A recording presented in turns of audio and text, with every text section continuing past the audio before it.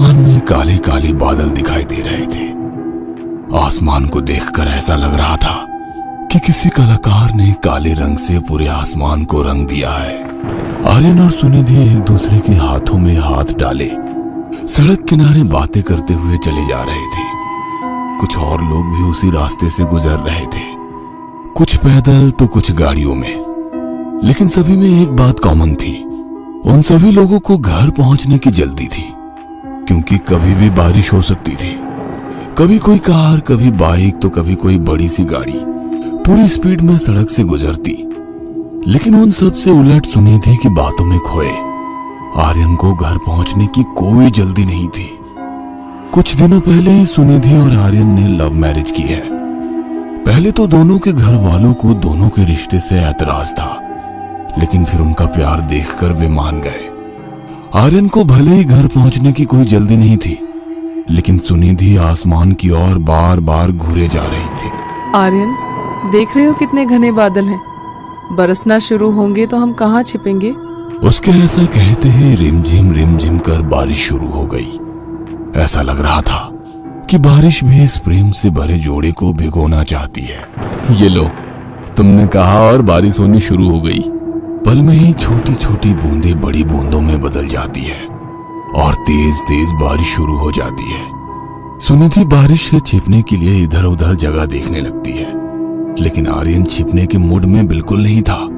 वो तो बाहें पसारे बारिश में खड़ा था। ये क्या कर रहे हो आर्यन? प्लीज कहीं शेड के नीचे चलो ना, नहीं तो सारे कपड़े गीले हो जाएंगे। देखो तो, मैंने चुन्नी भी नहीं ले रखी है आज। क्यों छिपे हम कहीं? चलो ना भीगते हैं दोनों साथ। क्या आर्यन, तुम पागल तो नहीं हो गए? क्यों? मैं क्यों हो गया पागल? जब तुम छोटी थी तो क्या भीगती नहीं थी बारिश में? भीगती तो थी, लेकिन अब मैं बच्ची नहीं हूँ। अगर मैं तुम्हारे साथ इस तरह भीगूंगी तो लोग क्या कहेंगे? देखो जान, हम सबको इस पिंजरे ने कैद कर रखा है कि लोग क्या कहेंगे। हम सब अपने कई अरमान इस पत्थर के नीचे दबा देते हैं। जिंदगी कैद का नाम नहीं है, खुद के लिए जीना सीखो जान। और सच कहो तो तुम्हारा मन नहीं कर रहा है देर तक भीगने का? जहाँ पानी जमा हो गया है वहाँ उस गड्ढे में उछलने का? अरे जैसे बचपन में उछलते थे, ये देखो ऐसे। आर्यन उसे उछल कर दिखाता है। सुनिधि उसे देखकर मुस्कुराने लगती है। हाँ आर्यन, हाँ, मुझे भीगना है देर तक तुम्हारे साथ। मुझे बच्चा बनना है फिर से, मुझे परवाह नहीं किसी की। सुनिधि सड़क किनारे जमा पानी के गड्ढे में कूदने लगती है। क्या कहूँ मैं, कितना मजा आ रहा है भीगकर। I am feeling out of the world. क्या मैं तुम्हें किस कर लूं? किस? अरे इतने लोग देख रहे हैं हमें, क्या कहेंगे वो? कहने दो उन्हें, मुझे किसी की परवाह नहीं। बारिश में भीगते दोनों सड़क पर चले जा रहे थे। लगातार बारिश होने के कारण सड़क पर कई जगह पानी भर गया था, लेकिन बारिश भी लगता था कि जिद पर अड़ गई है। वो बरसती ही जा रही थी, बरसती ही जा रही थी। वे दोनों अंदाजे से सड़क पर चले जा रहे थे, लेकिन तभी सुनिधि जोर से चीख पड़ी, आर्यन! आर्यन जब तक समझ पाता कि क्या हुआ है, सुनिधि का हाथ उससे छूट गया और वो सड़क के किनारे उस गहरे मेन होल में गिर गई, जिसे शायद मरम्मत के कारण खोला गया था, या उस पर ढक्कन था ही नहीं। सुनिधि! सुनिधि! पल में ही वहां पर लोगों की भीड़ लग गई। आर्यन उस मेन होल में खुद भी उतरने वाला था, तभी आसपास से गुजर रहे लोगों ने उसे रोका। छोड़ो, छोड़ो मुझे, मेरी सुनिधि, मेरी पत्नी गिर गई है इस मेन होल में, छोड़ो। जीवन कितना अनिश्चित है ना। कुछ पल पहले प्यार में डूबे आर्यन और सुनिधि का जीवन एकदम से बदल जाएगा, किसे पता था। बारिश थमी और आर्यन का जीवन भी, लेकिन आंसू, उसके आंसू नहीं थमे। मेनहोल में जिंदा प्रवेश की हुई सुनिधि जब बाहर आई तो वो लाश बन चुकी थी। म्यूनिसिपैलिटी के लोगों को उसकी लाश को मेन होल से बाहर निकालने में काफी समय लग गया था। मौत बहुत ही गंभीर होती है, लेकिन सुनिधि के चेहरे पर गंभीरता नहीं थी, शांति थी। लेकिन आर्यन अशांत हो गया था। सुनिधि, सुनिधि, उठ जाना, उठ जाना। अरे उठना। आर्यन कैसे रहेगा तेरे बिना? कैसे जिएगा? कौन संभालेगा मुझे? भगवान, भगवान, ये क्या कर दिया आपने? ये क्या कर दिया? सुनिधि, आंखें खोलो, आंखें खोलो, मुझे किस करो मेरे माथे के बीच में, जैसे तुम क्या करती हो, और मैं सब कुछ भूल जाता हूँ, सारे गम, सारी तकलीफ। प्लीज करो ना किस, प्लीज करो ना। मृत इंसान ना तो आंसुओं को देख सकता है और ना ही उस दर्द को महसूस कर सकता है जो उनके अपनों को होता है। मृत इंसान तो अपना नाम तक खो देता है। पल में ही लोग उसे बॉडी कहकर बुलाने लगते हैं। अब अपनी वाइफ की बॉडी अब ले जा सकते हैं। अस्पताल में पोस्टमार्टम के बाद सुनिधि की बॉडी सफेद कपड़ों में लिपटी उसके ससुराल पहुंची। आर्यन के माता और पिता दोनों का रो रो कर बुरा हाल था। उन्हें समझ नहीं आ रहा था कि वे अपने इकलौते बेटे आर्यन को कैसे समझाएंगे। कितना खुश रहता था वो सुनिधि के साथ। आर्यन की आंखों से आंसू लगातार बह जा रहे थे। वो ये सोचकर और भी ज्यादा परेशान हो रहा था कि सुनिधि का शरीर कुछ पलों में खाक हो जाएगा। हंसती बोलती उसकी सुनिधि अब कभी उससे बातें नहीं कर पाएगी, उसके गालों को छू नहीं पाएगी, उसे सीने से नहीं लगा पाएगी। अपने ख्यालों में खोया आर्यन उसकी बॉडी के पास बैठा हुआ था।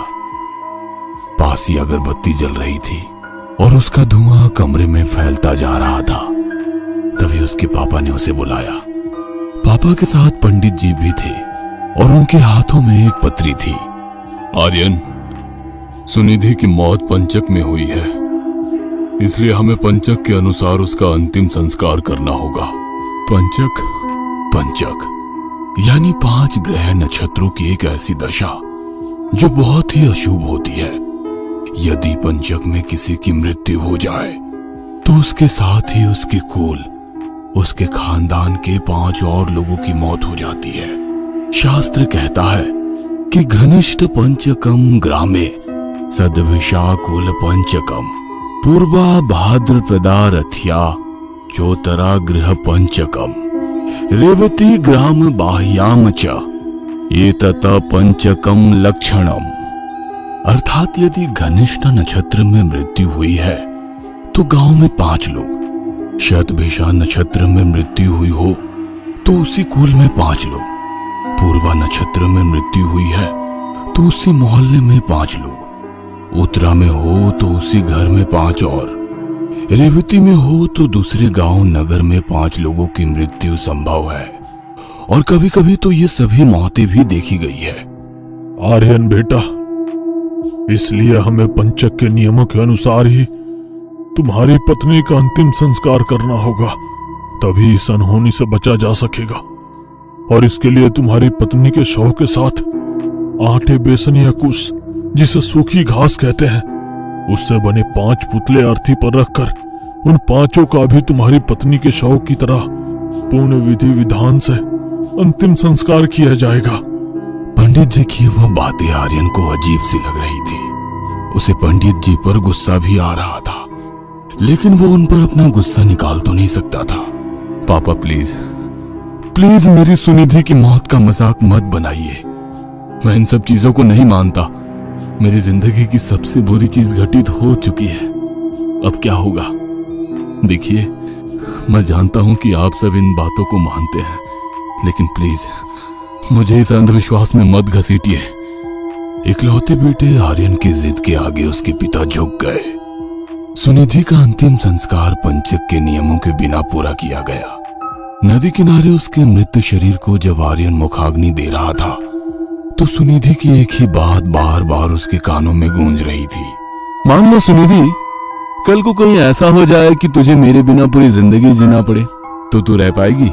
मैं तुमसे बहुत प्यार करती हूँ आर्यन, ऐसा दिन कभी नहीं आएगा, कभी नहीं। उसी रात लगभग 1:30 बजे की बात है। आर्यन की आंखों से नींद कोसों दूर थी। वह सुनिधि की तस्वीर को लगातार घूरे जा रहा था। तभी उसे लगा कि उसकी सुनिधि उसके पास आकर खड़ी हो गई है। वो उसे छूने की कोशिश करता है, लेकिन जैसे ही वो उसे छूने की कोशिश करता है, उसका हाथ उसके शरीर से आर पार हो जाता है। घर के बाहर कुत्ते के रोने की आवाज लगातार आ रही थी और वो रोना कुछ ऐसा था जैसे कि कुछ अनिष्ट होने वाला है। आर्यन बार बार सुनिधि को छूने की कोशिश करता है, लेकिन नहीं छू पाने के कारण वो झुंझला जाता है। तभी उसके कानों में एम्बुलेंस की आवाज गूंजने लगती है। वो अपनी खिड़की खोलकर घर के बाहर झांकता है। उसके पड़ोस वाले अग्रवाल अंकल को स्ट्रेचर पर लादकर अस्पताल ले जाया जा रहा था। अगली सुबह आर्यन के पड़ोस से जोर जोर से रोने की आवाज आ रही थी। आज सुबह अग्रवाल जी और उनकी पत्नी दोनों की मौत हो गई। आर्यन ने अपने पापा को यह बात अपनी माँ से कहते हुए सुना। एक पल के लिए उसकी आंखों के आगे अग्रवाल अंकल और आंटी का चेहरा आ गया, क्योंकि बचपन से ही उन्होंने उसे देखा था। उनकी गोद में वो खेला भी था। वो दोनों अपने भतीजे के साथ रहा करते थे। अग्रवाल अंकल का एक ही बेटा था, नवीन। वो एयरफोर्स में था, लेकिन पिछले साल वो शहीद हो गया था। अग्रवाल अंकल और आंटी कितने अकेले हो गए थे उसके जाने के बाद। हालांकि उन्हें अपने बेटे की शहादत पर गर्व था।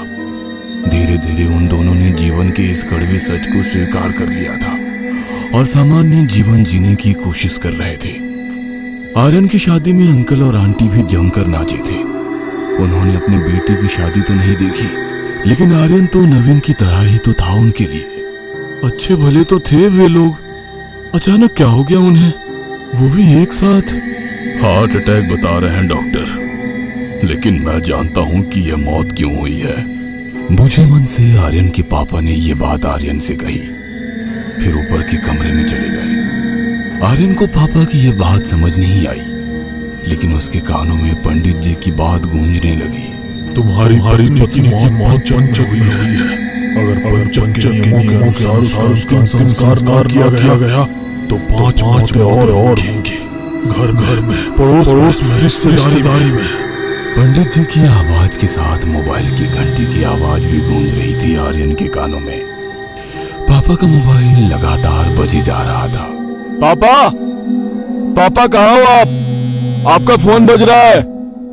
पापा। आर्यन घबराया हुआ सीढ़ियों से ऊपर जाता है तो उसे लगता है कि कोई उसके आगे आगे चल रहा है। उसे वो दिखाई तो नहीं देता, लेकिन उसे यह एहसास हो रहा था कि कोई उसके साथ ऊपर चढ़ रहा है। कौन? कौन है? कौन है? तभी सुनिधि की तस्वीर जो दीवार पर टंगी थी वो नीचे गिर जाती है। उसे देख आर्यन की आंखों के आगे फिर से वही दृश्य घूम जाता है जब सुनिधि उस दिन मनहूस बारिश में मेन हॉल में गिर गई थी। वह एक बार फिर जोरों से चीखते हुए उसका नाम पुकारता है, सुनिधि! आर्यन भागकर सीढ़ियों से नीचे उतरता है, लेकिन तभी उसका पैर उसके पैरों में ही फंस जाता है। वह सीढ़ियों पर लुढ़कता हुआ नीचे गिरने लगता है। उसके सिर पर भयंकर चोट लगी होती है। उसके खून से उसके कपड़े के साथ पूरा फर्श भी भीग जाता है। स्ट्रेचर पर अर्ध बेहोशी की हालत में आर्यन पड़ा हुआ है। उसकी माँ और पापा बदहवास से स्ट्रेचर को पकड़े हुए भागे जा रहे हैं। सब कुछ धुंधला सा लग रहा है। पंडित जी की बातें अभी भी उसके कानों में गूंज रही है। तुम्हारी पत्नी की मौत चंचक हुई है।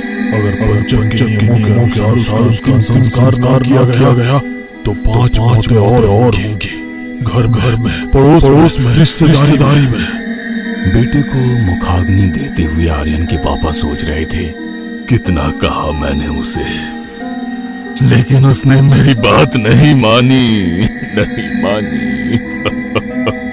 तभी उनके फोन की घंटी बजती है। जेब से वो फोन निकाल कर देखते हैं। चश्मा उन्होंने लाया नहीं था, इसलिए पता नहीं चल रहा था कि फोन किसका है। उन्होंने फोन उठाया। हेलो।